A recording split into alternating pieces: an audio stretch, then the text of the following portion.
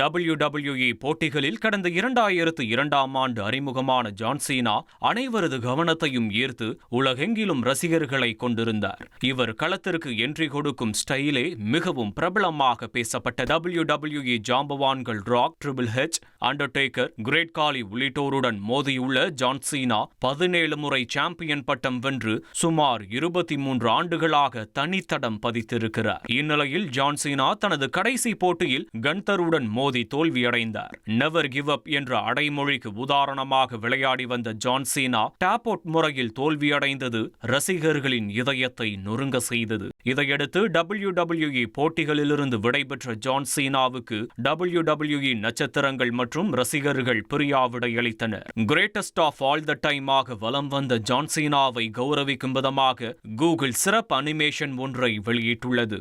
Thank you Cena என WWE உருவத்துடன் video வெளியிட்டுள்ள WWE மட்டுமின்றி ஹாலிவுட்டிலும் கலக்கிய John Cena Fast and Furious, the Suicide Squad உள்ளிட்ட படங்கள் மூலம் ரசிகர்களின் மனதில் நீங்கா இடம் பிடித்துள்ளார். WWE ஓய்வை தொடர்ந்து மீண்டும் ஹாலிவுட்டில் ஜான் சீனா கவனம் செலுத்த உள்ளதாக தெரிகிறது. இனி செல்லும் இடமெல்லாம் செய்தி.